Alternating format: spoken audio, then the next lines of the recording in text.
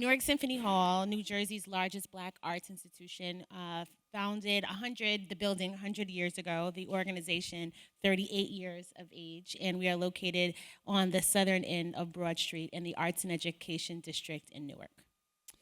To Talia's left, we have Cheryl Azar, CEO of What's Trending, digital news brand with over 3 million followers. You've been tracking the creator economy for basically the whole 2 decades, essentially, of its experience, of its existence. And to Shira's left, we have Tomasz Goncerczyk, Global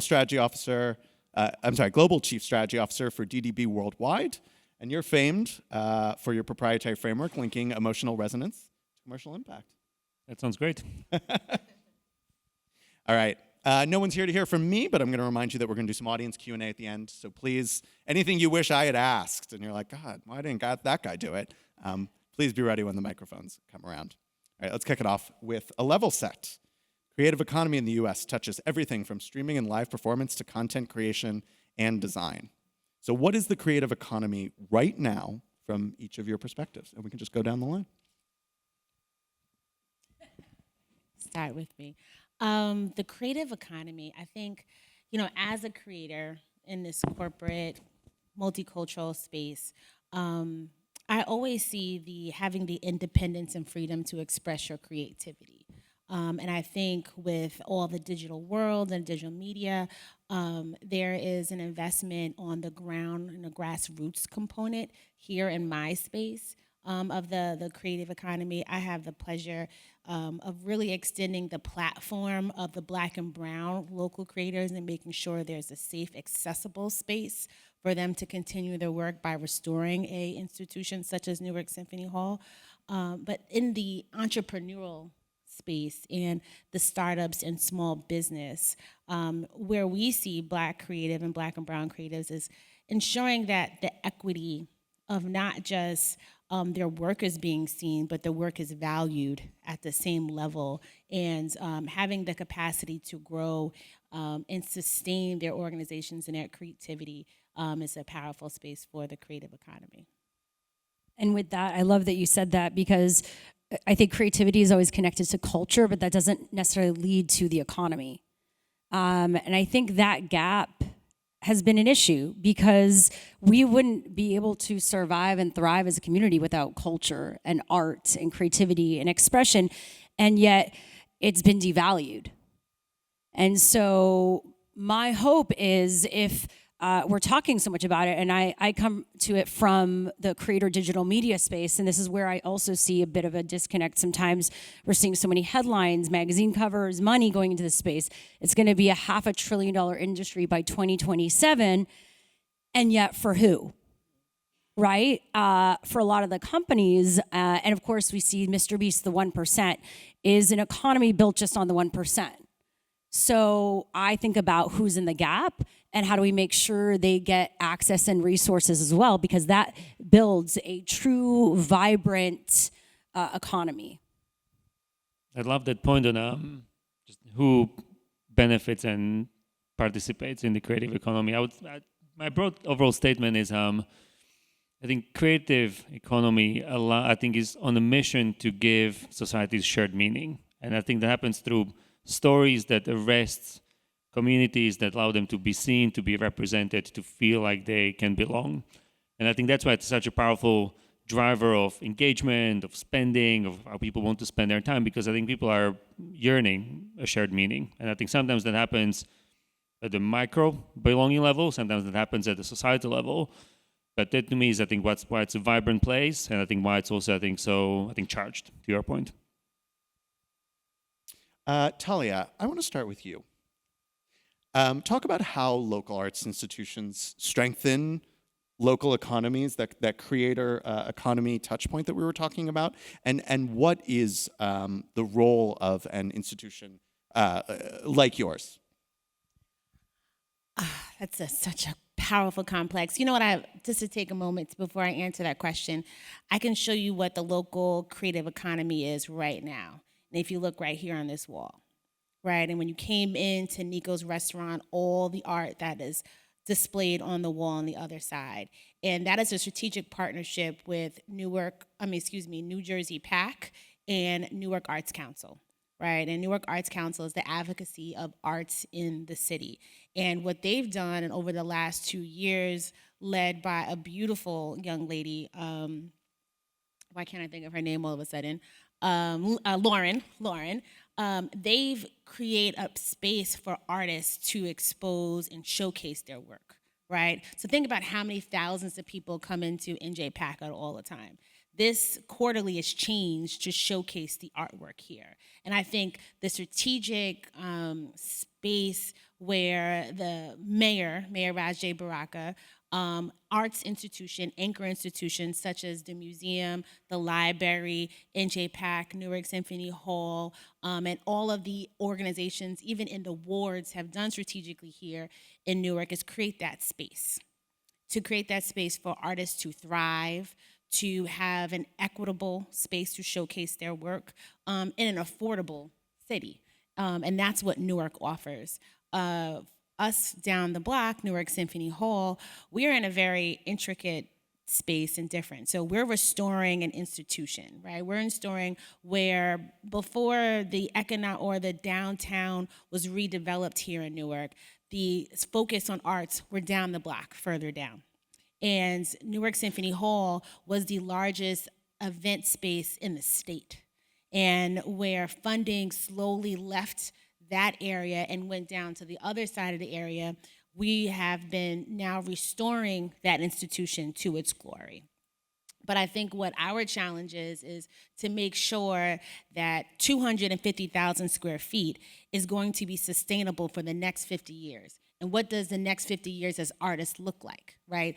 The integration of technology, the integration of space usage, and how many ways can you adapt that space for that creating artist. So when you look at like a black box, right? Black box can be for theater, for productions, for movies, for showcase, for plays, and how do we integrate the technology to ensure that space is affordable and accessible, right? You have theaters, you have film studios that may be inaccessible to that creator.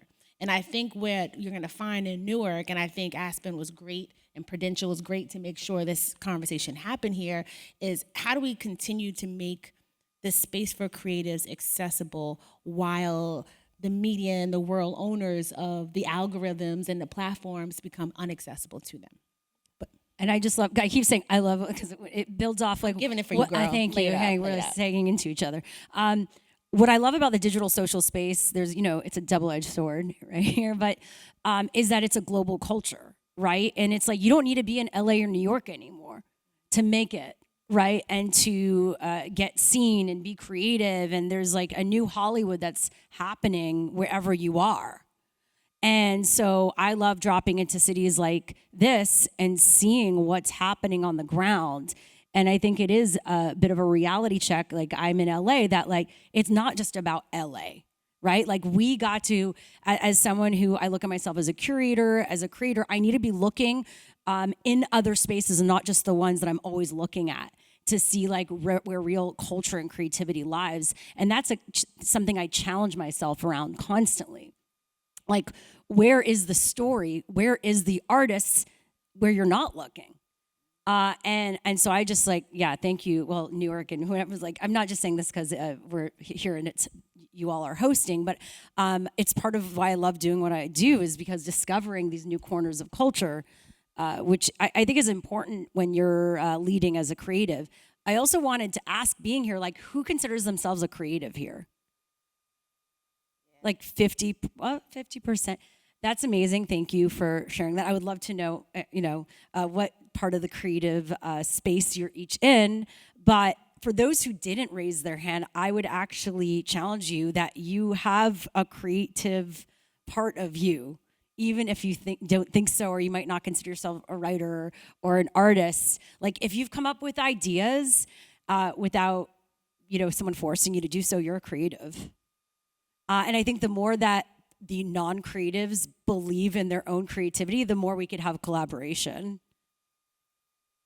Tomasz, take us inside from the other end of the economy, perhaps. How does where you sit kind of affect actually how the creator economy and creatives can be brought down into all these wonderful localities where we're sitting?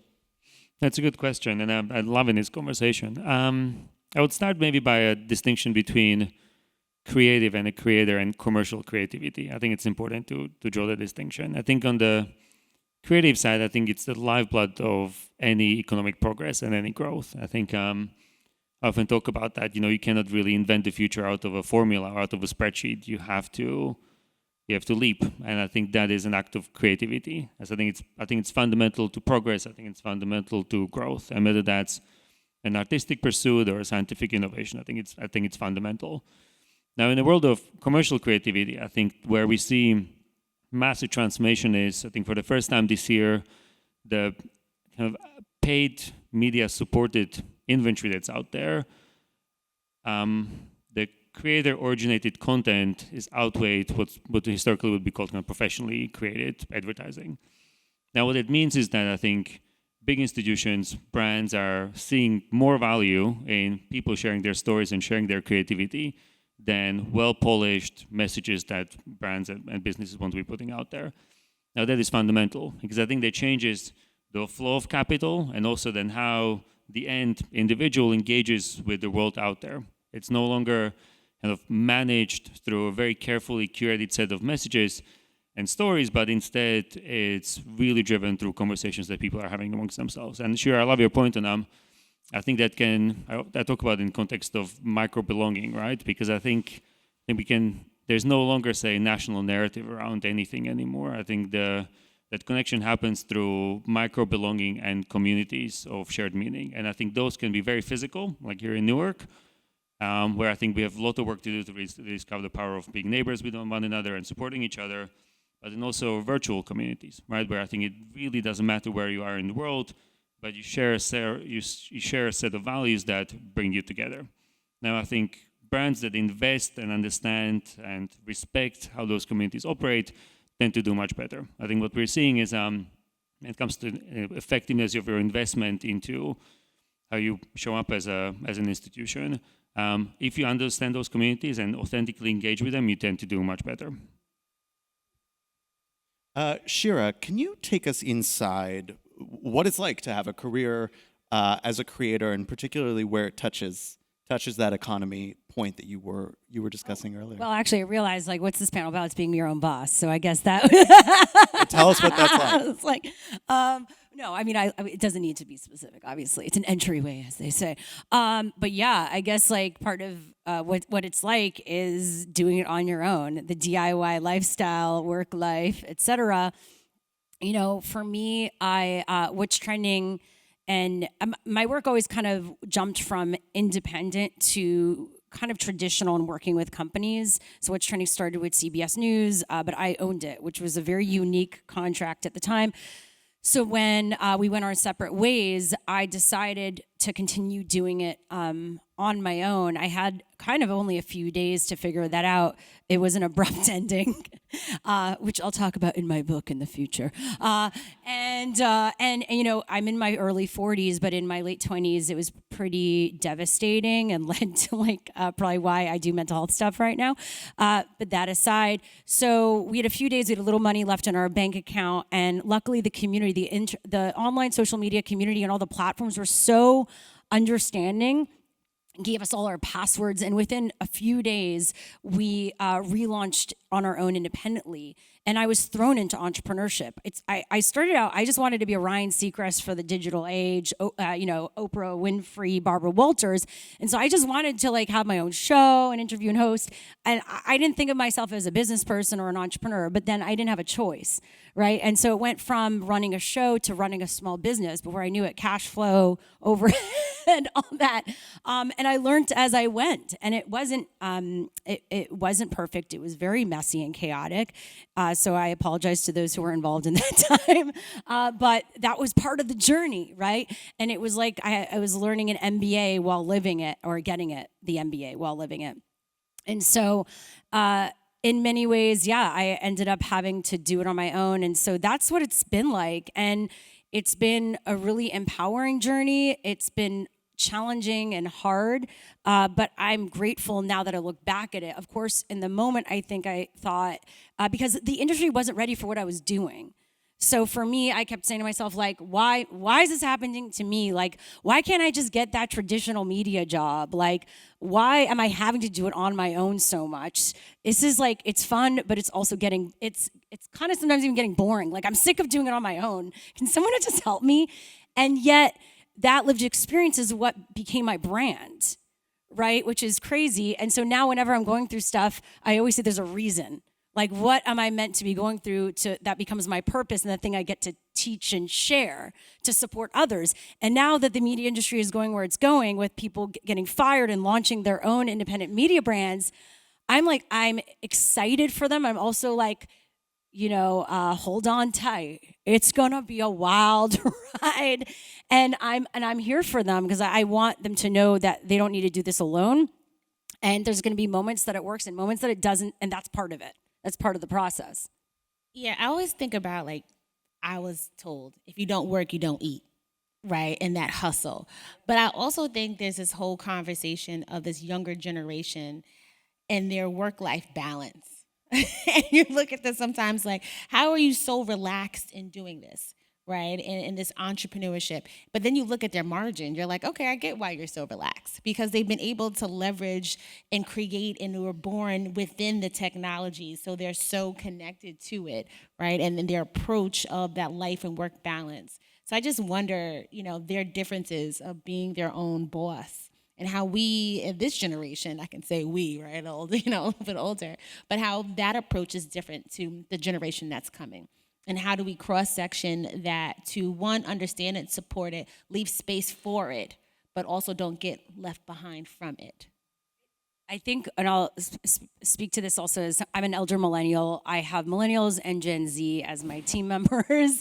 And I do think, it is an age thing. I think it's a mindset thing. I think you can either have the entrepreneurial growth mindset, whatever age you are, or you don't. Because I've had younger folks that work for me, and it's amazing that they don't necessarily think lean in that way. They want to. I think they also came in with this dream of what they thought media was, and it's crumbling in front of them.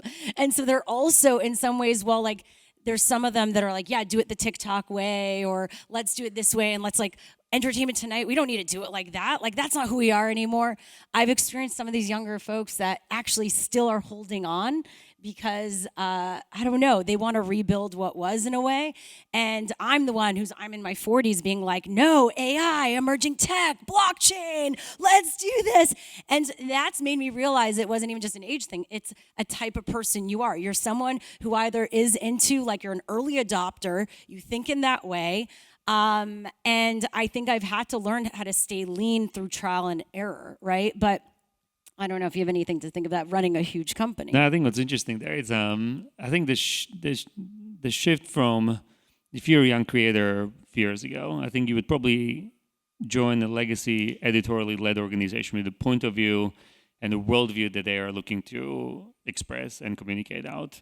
And I think that sphere of influence completely shifted to tech-driven platforms that I think disintermediated access to audiences, but on the other hand, completely lack that sort of an editorial view. So I think what it means is that as your own boss, as your own creator, anything is possible, but you don't necessarily have any guardrails, right? I think that allows you to develop your own audience, but then also without necessarily that institutional structure. So I think there's a lot of freedom that comes from that. I think also a ton of chaos. And I think the flip side of that is complete fragmentation of the media landscape, meaning, sense of belonging that people have. Yeah, we've really been dancing around the tech ecosystem that kind of makes this all possible and changes how the creator economy looks today. How are the technological systems, but also the financial, the economic systems affecting how you and the creatives are operating today? To the team. So here, all right. I think that the tech empowers us. There's platforms that all of us need to be on, and yet we're not making money on them. That's the biggest issue right now. YouTube is the only one that has a sort of rev share partner program. Snap has one, but it's very, it's hard. The barriers for access are huge, right? Like the only reason why it feels like, you either know someone, you have an agent representative, you can get monetized on Snap, have your show, your story, etc. You have to reach a huge threshold to get monetized, which I just don't think is realistic for everyone. And doesn't create a sustainable space for everyone and for people to pop, because to put in the amount of time and effort to make any money is kind of ridiculous. And then Facebook and it has monetization now around pictures. We'll see what happens in 6 months. These other platforms beyond YouTube change all the time. It's so hard to create business models around them, and that's what makes it so difficult. Then you have brand partnerships, which is great, but you could have a huge deal, and this 1 year, and it doesn't double down the next year. And then before you know it, you're back at square one. So it is a hustle. You do have to go after what's the Diversify. Yeah, you have to diversify, but you are constantly going after what you eat. What's the phrase again? Hunting what you eat. Yeah, it's a constant hunt. While there are more choices than ever before, the more people that go into this creative digital media space, the more fragmented and there's less money for everyone, right? At the beginning, there was a lot, you're a big fish, small pond. The pond gets bigger, you're a smaller fish. But, my hope is in us talking about that, things will change, but it's still challenging. I think, again, you hear because of the 1% and all the attention this space is getting and all the money being put in, there's this idea of what it is. And I think that a lot of then creatives go into it and they go, oh, this isn't as easy as I thought. And within a year, they want a full-time job. I think they're exhausted. I think we're burnt out. that's the thing. I think once you jump on that content treadmill, I think the platforms incentivize new content creation all the time. Therefore, I think when you think about all these stats about people are using attention span, attention span of a goldfish, I don't even think that's true. I think what's happening is the actual interface is incentivizing your constant exposure to the new. Now, what that means is the creator, if you have a brilliant thought, that works for you in one news cycle. The next day, you have to have another one and another one and another one. So then before you know it, if you try to build an actual narrative with the audience in the way maybe you used to, maybe some creators have actual backing to do, the platforms are not economically designed to do that. And it's not just the platforms. I'll give you an example. Sorry, I could go off on this. I was doing. I'm glad I triggered you. Sorry, Let's go. Sure. I was doing a campaign with a company and looking for people to interview, and I found a woman in tech. This is all right. I found a woman in tech, and I thought I love her. I'm a fan of her. I think she's brilliant, but she had just had a child, so she wasn't as on her content game consistency wise. And because their back end algorithm of how they looked at the platform, they go, but she doesn't seem to be posting as much recently. I go, yeah, context, she had a child, doesn't mean she's not relevant anymore. But yes, if you look at just a back end of how the data is looking at it and whatever technology, I worry that you take the humanity out of actually looking at someone and the curation that goes into it, which is why I think it's important to still have people looking at these things and at campaigns and the creativity that goes around it. Because I said that doesn't encompass who this person is and their relevance, because your back end said they've been off for the past 6 months, or not as they haven't been posting as much. Whereas a guy like Aaron Parnas, who because he's in DC, news creator, posts breaking news videos. How many times a day? 8, 10, and he's I guess he's married. He does not have any children. And listen, this is part of it. It's like, I always say that people say, how do you do so much? I say I don't have any human kids yet, right? And I do believe that is. I'm in a period of my life where I can do this in different times of my day, depending on the time commitment. These are realities. And so if we're just going to reward people that post 100 times a day, depending on their access and lifestyle, we're missing the point. I want to remind it's a phenomenal. We love a soapbox. We love a soapbox. We love passion. We love delivering for the audience. I just want to remind, in about 20, 25 minutes, we'll go to audience Q&A as well. If you still thinking. So how can solidarity and standards and lifestyle and sustainability, how can these things be preserved? And maybe, Talia, there are some lessons from the traditional arts and from Newark Symphony Hall. Well, one of the things I was thinking about is the difference between creative and creator, right? So we were thinking about a lot of the creator, but the creative and what that economy is. And that, we were talking about it earlier, is not a single entity, right? So there's communities, there's small businesses, there are production companies. Sometimes we forget how many businesses lie within one level of production, right? We see the movies that are happening, the sets, the food, the post-editing, the pre-editing, the small businesses. And I think what we like to look at Newark Symphony Hall is the Black creative economy, right? And really understanding the power that exists under one project and all of the tools that are needed. So when you look at like, how do we support that in this type of economy? How do we acknowledge it? Is really going in and taking that data, pulling that content, identifying what are those businesses, what are the gaps, and where we can invest in these small businesses so they can stabilize, right? Because when you think about yourself even think about their creators, right? They have a camera person that's taking some of this content. There's teams involved in the small economy. businesses. Yeah, there's teams involved. And I think what we don't look as a whole holistically is what that economy is made of, right? And then how do you support all of that? And then when you look at brands and foundations and corporations, municipalities, how are they looking at them to invest in them properly? And when we look at it as an economy and not just individual entrepreneurs, then we're looking at value. And I think what cities, not just Newark, but urban cities across this country, we're talking about Detroit, talking about Chicago, talking about Atlanta, talking about DC, culture is found there, right? Because it's unique, it's authentic, it's real, it's not fabricated, it's not, invested by AI because... Or stolen. I'm so glad she said it. It's real, right? But there's people behind it. There's communities that are behind it. There's the economy. So I think, when we're looking at brands and who we value and why we value brands, are the brands investing in the whole structure of our economy? And I think that's something that we're looking to identify and amplify a little bit more. I completely agree with you. I think there is, as an advisor to brands, I think there is, there are two levels at which you can kind of generally categorize the way I think companies are thinking about their investment in this space. One, I think, is just called very transactional. I understand that there is a group of creators out there that have captivated audiences, and I can get my message out there very effectively, and it's a very transactional, data-driven, calculated decision. I think it's also a very short-term decision, and in the long run, it turns out to be very expensive. Where conversations do tend to be a lot more productive is, I think, when you get to the fundamentals of role of companies in communities, and I think the long-term role in their communities.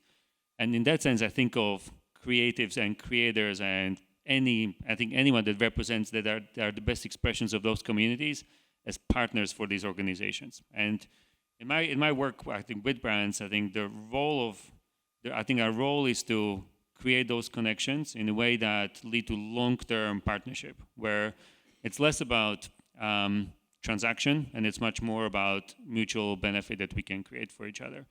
Now, I think that, to me, just in the years that I've been doing this, purely boils down to leadership on the institutional side. I think too many companies are feeling disconnected from the communities in which they actually are doing their business, therefore don't feel whether it's responsibility or see value in kind of connecting with the creators in those communities.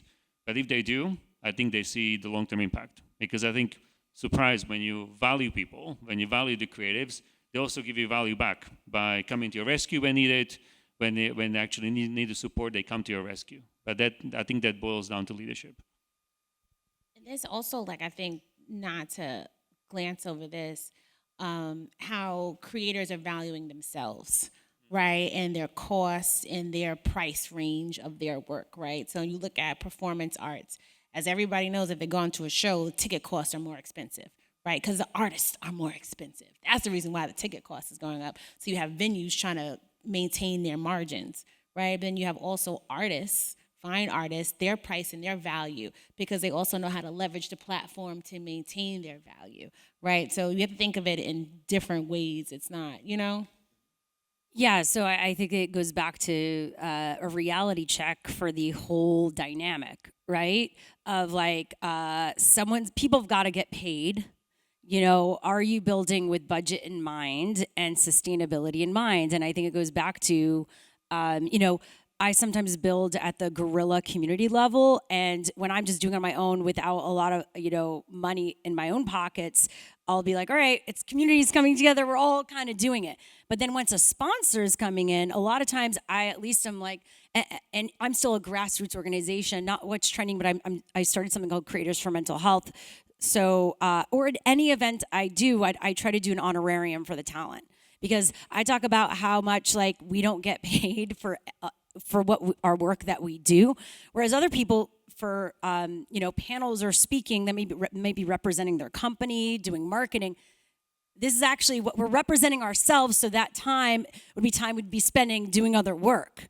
So there needs to be some sort of acknowledgement of that and money, including if other people are getting paid. If you put money aside for the camera person, the lighting, the venue, why not for the human and the individual doing the work too? I don't get why that doesn't happen. So I think there's a huge disconnect there, and it does go back to the people in power in that dynamic, stepping it up and not forcing people to self-advocate constantly, right? It should be, how much do you feel comfortable? Yeah, it's a culture shift. It's a culture in their value of their time and their space. And then we had to look at it differently too. Yeah. When I first came in this position, I was like, oh, they want to get paid too?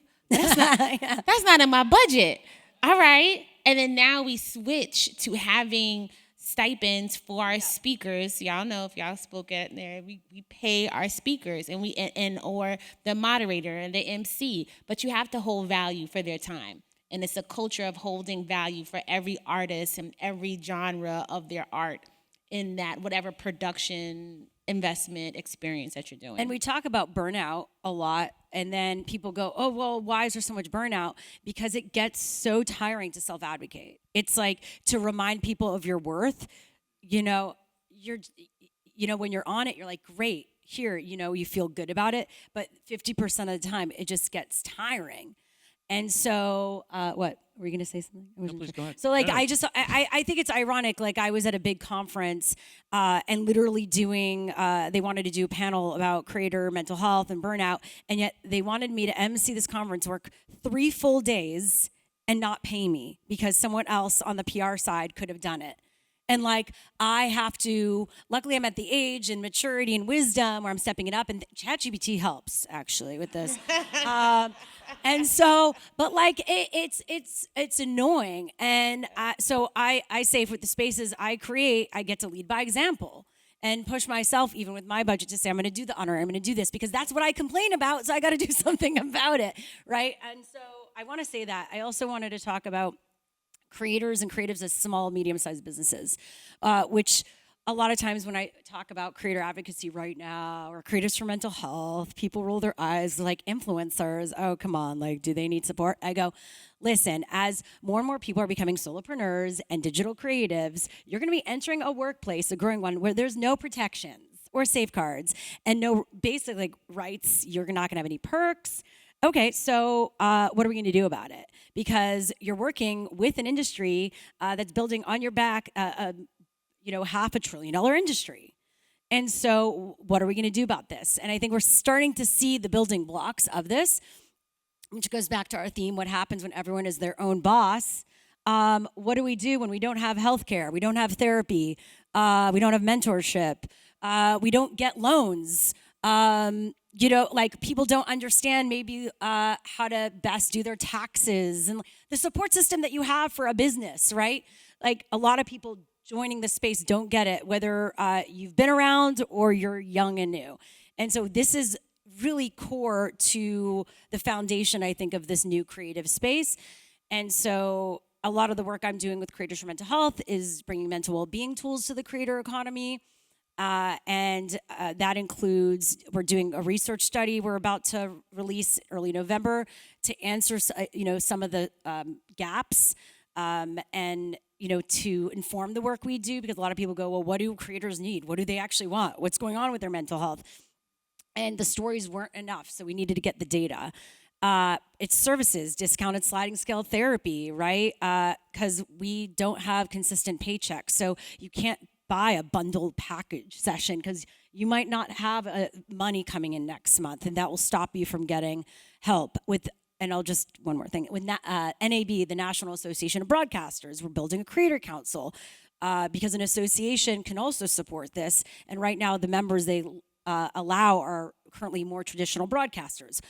They have a creator space at their convention. Why don't they have creators as members so we can get those discounts as well for everything from health insurance to other support, like to our accounting, to legal, etc.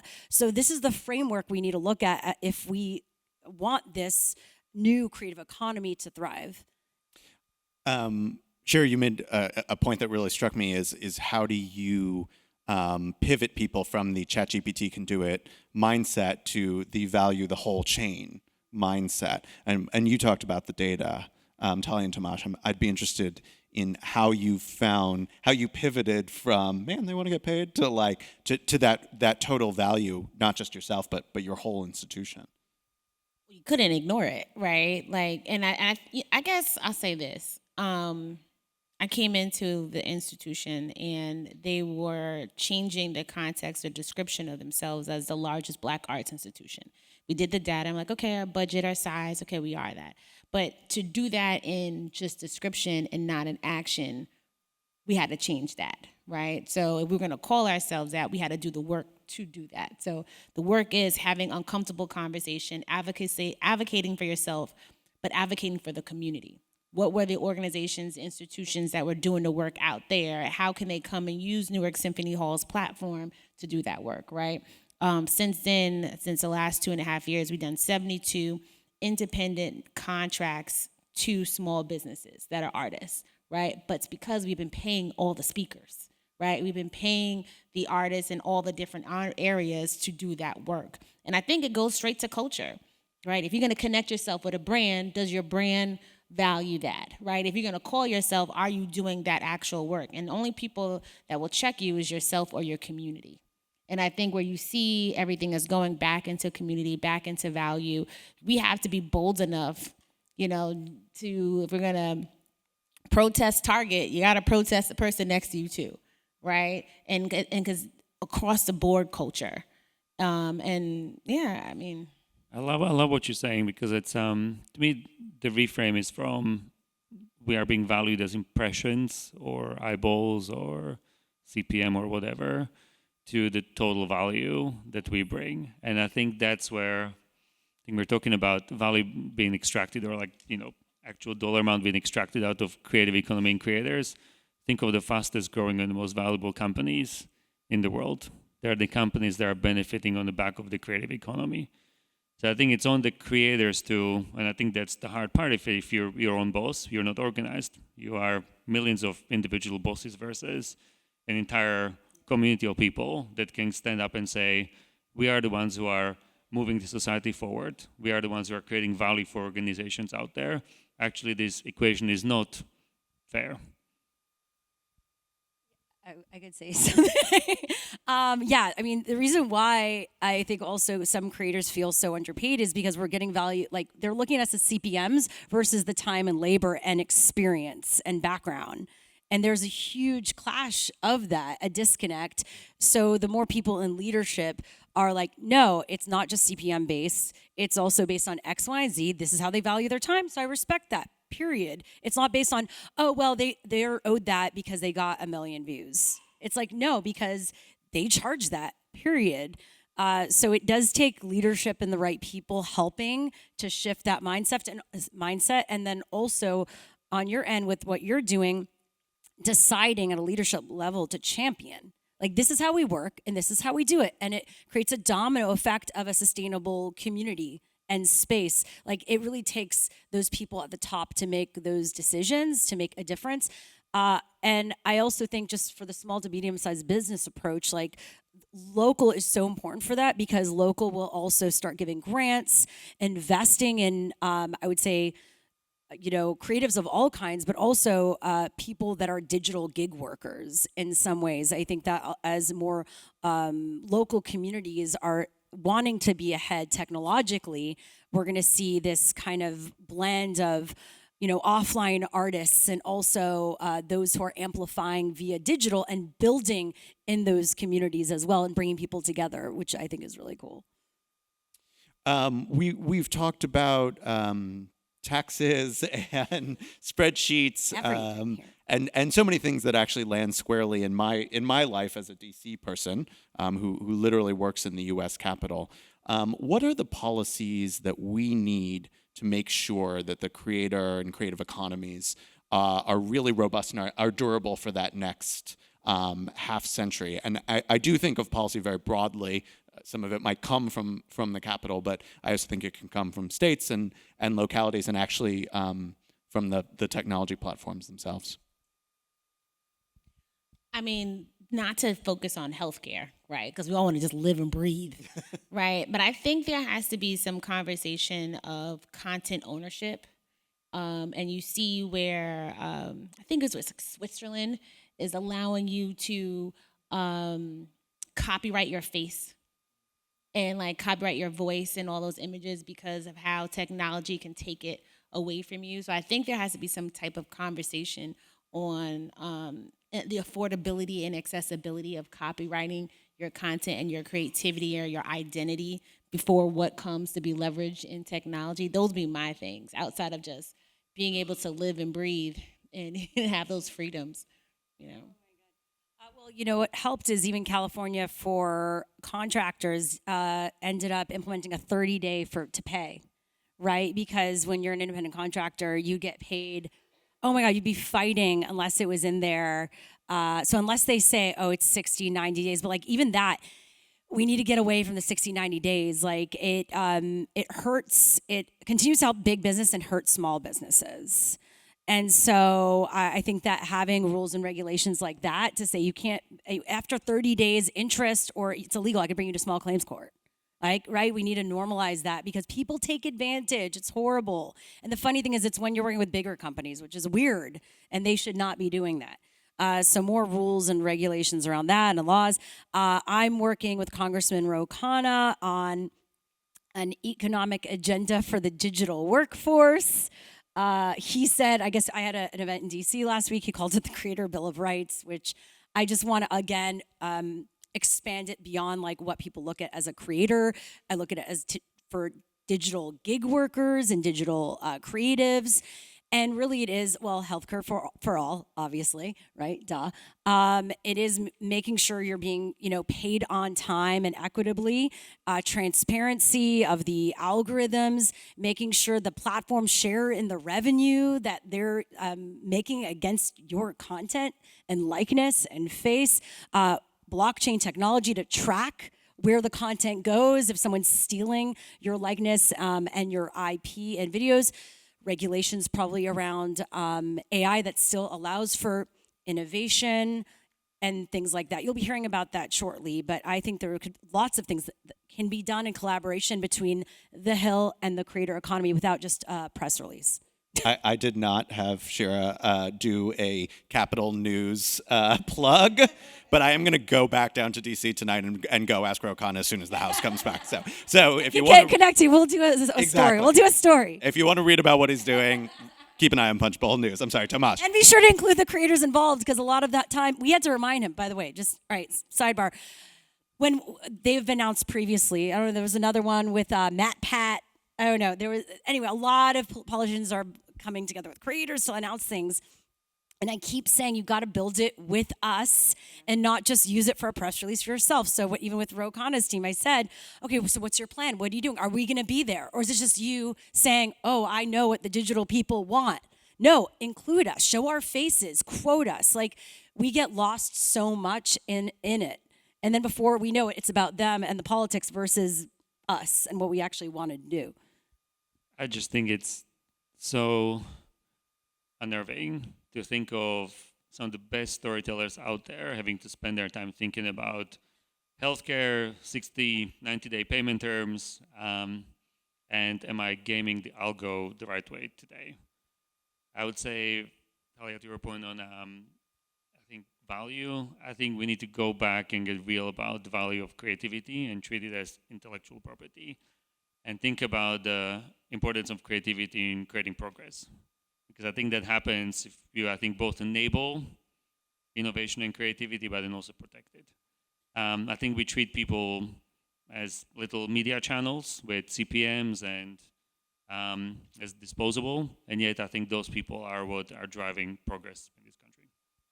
And I would say the last thing to that, you see these monopolies on these large platforms, and what they're doing to diversify their media. So, like, don't have all the information on, so do your own research, right? R&D. But when you have these articles about how Spotify, for example, are going into the audiobooks, and how by expanding their streaming devalues the music streams on their value of their plays, right? So when you look at these like conglomerates, and they're all doing it, it's not just one, right? That devalues the runs from the individual artists. So when you talk about the value of those artists, and then you're spreading that thin, their numbers or reach are dwindling. So that's going to impact their dollar, right? So I don't know how you can control that, right? Because so this is like the real conversation, right? Like we talk about a lot of stuff, right? How do you control as an artist your space in the market when you don't control the space? Like we talked about a lot. Right, but when you that is the nitty gritty. Yeah, when you don't right? control the space, but the space is used and they use you for your culture and your identity, you continually will feel robbed, right? But then you're also continue to be requested to perform, right? Like, and I think that's you want to talk about the hardest thing as being a creator in a creative economy is how do you continue to be used for you? Right, and where do you get that value? How do you own your space? And I think what has happened to further exasperate that is when you have the independent social media platforms get bought out, right? Get conglomerized, or defunded, or not get funded at all because they're Black or brown owned, right? How do you control it? Right? And then how do you get the market space and market share? So it's challenging, but I think if we're going to talk about the creative economy, and you want to talk about the blocks in the creative economy and the ownership, it's just like, do you own the space that you create? Huge ownership and also safety, right? Because a lot of people, you're talking about one, like we know that so much of culture is built off the backs of Black and brown communities who build the trends, and then it gets stolen by white folks. And like we see this in TikTok with the dances and all that. So glad you're saying stuff that, like, if I said it, people would have been like, oh, there goes the angry Black woman again. Thank you to the right white women here. Sorry, I'm comfortable space. I'll take it. I'll receive. Good job. But so that is a reality, and we need to confront that if we want to create more sustainable spaces. And unfortunately, though, these companies continue to be owned and led by people that don't see that. I mean, they're white men, right? Not all white men suck, but I like white men. I didn't say that either. But I think that the ones that are leading these companies, clearly, we're seeing a consistent behavior happening where there's questions around, freedom of speech and censorship and all these things, and these create spaces that people don't feel safe in, particularly, I would say, people of color, LGBTQ+, et cetera, those who have not been typically supported. And so does this mean it's a space for everyone? I mean, we need to talk about that. So it is, it's ownership, it's safety. It's why there's a company called Spill, which is a cool app. They were here in Newark during Newark Tech Week. Yeah, That's also Alfonso, run by a super dope creative, Medina City, that owns Equal Space around the corner. Yeah. But he was here all weekend doing a great platform on Sunday at the Rutgers space. Doing great work. And there are those companies out there that are being led by those communities but that are building. It's not easy, though. right? It is not easy. I give them a lot of credit for doing it. I was on a panel with them. I say, what you're doing is so courageous because you saw the issue and you're creating a new space in the space you want. But it's an uphill battle. I mean, there was an ad agency that basically took their name recently and are building a similar thing, right? And then before you know it, that big ad agency is getting the attention And the funding. money. Yeah, exactly. So we need to give credit where credit's due, but then again, we need to build the spaces we want to be in and call each other forth. And it happens at the macro level, but I think we underestimate the importance of the micro level, right? It's how we talk and treat ourselves. It's the next person after that. That's why even with the work I do, it goes self, community, advocacy, right? And it expands from there, or else it gets broken across the board. I just don't know if, what you bring up is going to change at the macro level, but it could start with each of us, right? And how we are, and then where we decide to put our attention and who we decide to follow and who we decide to buy from. And these are big, important questions that I don't think we have the answers to yet.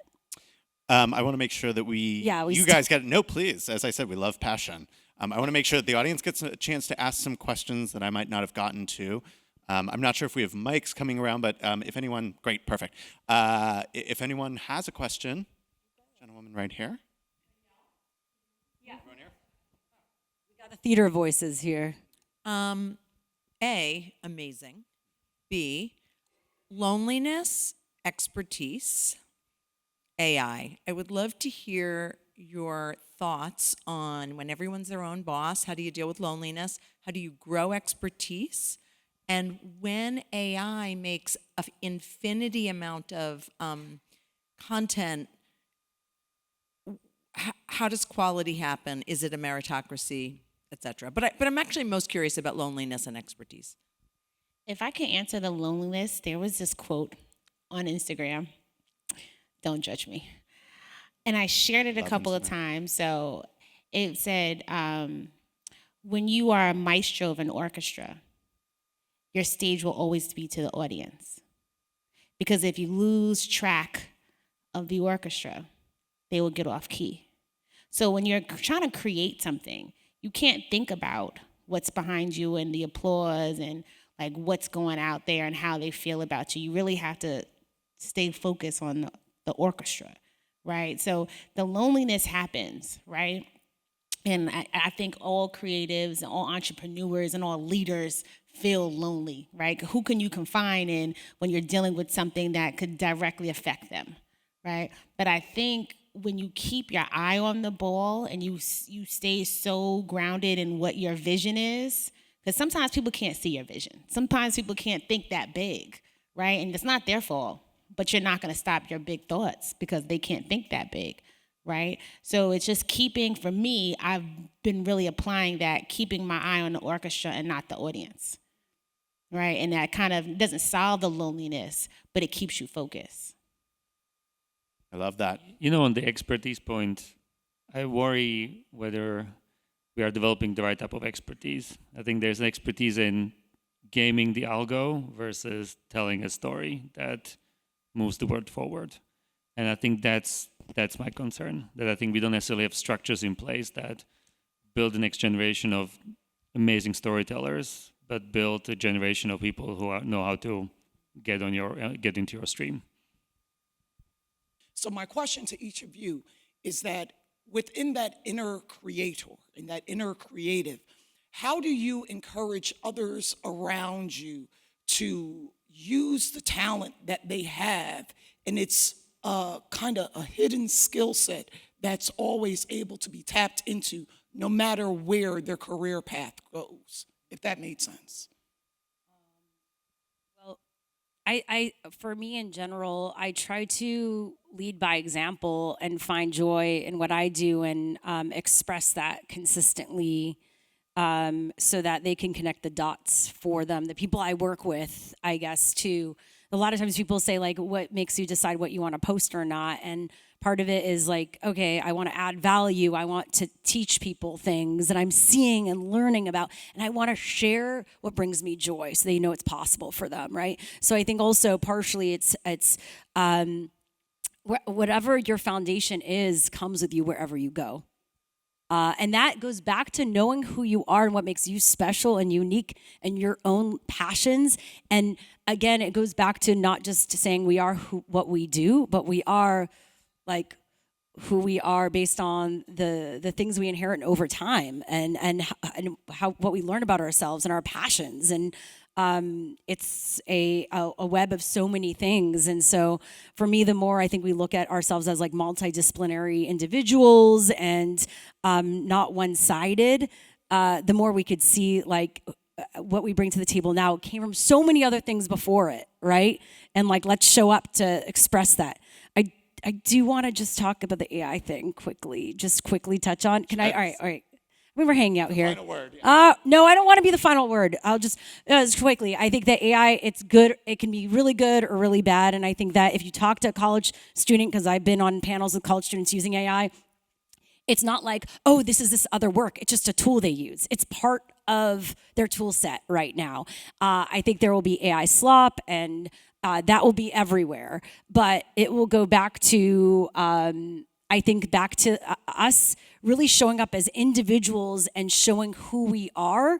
And sometimes that will be raw and sometimes that will be more produced. But it goes back to each individual really leaning into them as themselves as a human and what makes you tick and what's your lived experience and what's your passion and using these platforms to express that fully and unapologetically. That will make you stand out in the age of AI, which can be a beautiful thing. Well, there's a lot of messed up stuff that can happen with it. No. Last word, anyone? Anyone want a final word? On that? I think that was pretty way to go. Talia, Shira, Tomasz, thank you so much for being a part of this panel, and thank you so much for being a part of this event, and thank you all for attending and listening. Thank you. Thank you.